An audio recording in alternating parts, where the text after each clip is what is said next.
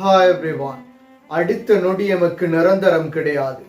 வாழும் வாழ்க்கையில் அடுத்த மனிதனுக்கு அநீதியின்றி மனிதநேயம் மிக்க மனிதராக வாழ்ந்துவிட்டு செல்ல வேண்டும்.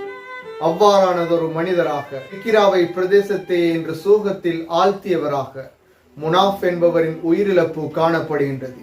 வாழும் போதை மனிதர்களுக்கு சேவை செய்தவராக, தன்னால் முடியுமான உதவிகளை செய்த ஒரு மனிதராக முனாஃப் என்பவர் காணப்படுகின்றார். இன்று அதிகாலை இடம்பெற்ற கோர விபத்திலே உயிரிழந்திருந்தார். கிழக்கிழங்கைக்கு சென்று மீண்டும் தனது வீட்டிற்கு திரும்பும் பொழுது, வீட்டிற்கு சில கிலோமீட்டர்கள் இருக்கும் பொழுதே விபத்திலே உயிரிழந்திருந்தார். இறைவனின் நாட்டத்தை யாராலும் மாற்ற முடியாது. சிலர் மரணித்த பின்னர் கூட சமூகம் நல்லவர் என கூற மாட்டார்கள். சிலர் மரணித்த பின்னரே இவரின் நல்ல விடயங்களை பேசுவார்கள்.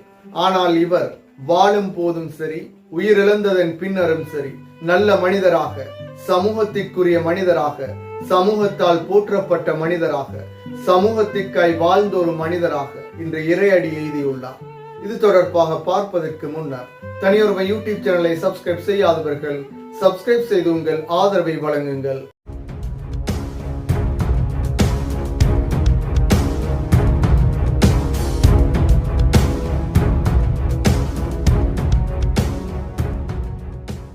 இன்று அதிகாலை கெக்கிராவை பிரதேசத்தையே உலுக்கிய சோகத்தில் ஆழ்த்திய செய்தியாக கெக்கிராவை தென்னாவை கிராமத்தை சேர்ந்த முனாஃப் என்பவரின் உயிரிழப்பு சம்பவம் அனைவரின் காதுகளையும் எட்டி இருந்தது. கோர விபத்து சம்பவம் ஒன்றிலே குறிப்பிட்ட நபர் உயிரிழந்த சம்பவமே அனைவரின் காதுகளையும் எட்டி இருந்தது.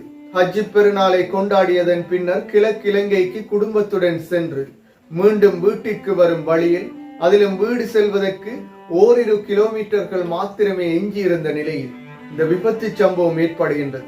இந்த விபத்தினூடாக முனாஃப் என்பவர் உயிரிழந்திருந்தார்.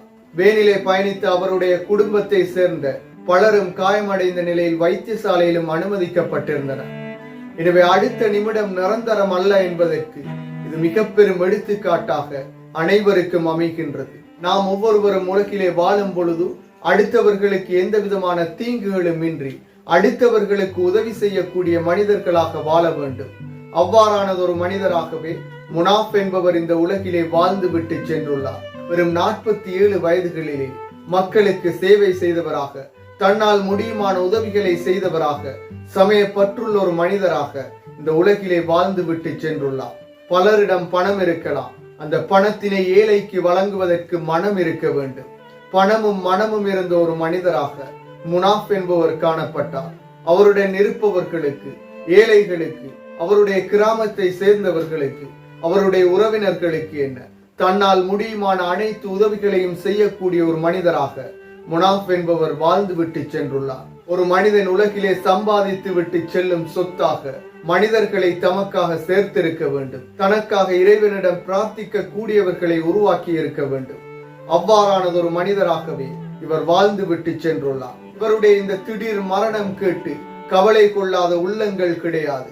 இவருடைய இந்த மரண செய்தி கேட்டு கவலை கொள்ளாத மனிதர்கள் கிடையாது.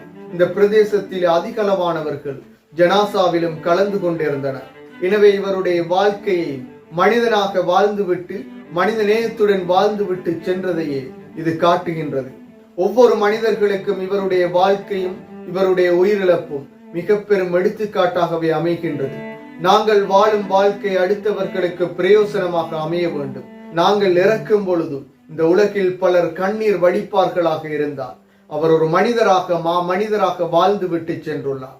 ஒருவர் உயிரிழந்த பின்னரும் பலர் சந்தோஷப்படுவார்களாக இருந்தார்.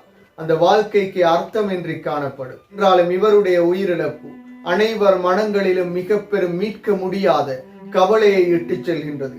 அந்த கிராமத்து மக்கள் குறிப்பிடும் பொழுது ஒருவர் உதவி என்று கேட்டு வந்தால் இல்லை என்று கூறாத ஒரு மனிதர் என அவரை பற்றி கூறியிருந்தனர். யாருக்கும் முன்னின்று உதவி செய்யக்கூடிய ஒரு மனிதராக, சமய பற்றுள்ள ஒரு மனிதராக, சமய கடமைகளை நிறைவேற்றக்கூடிய ஒரு மனிதராக, இந்த உலகிலும் அடுத்த உலகிற்காகவும் உழைத்து சென்ற ஒரு மனிதராக இவர் வாழ்ந்து விட்டு சென்றுள்ளார். எனவே ஒவ்வொருவரும் ஞாபகம் வைத்துக் கொள்ளுங்கள், இந்த உலகம் யாருக்கும் நிரந்தரம் கிடையாது.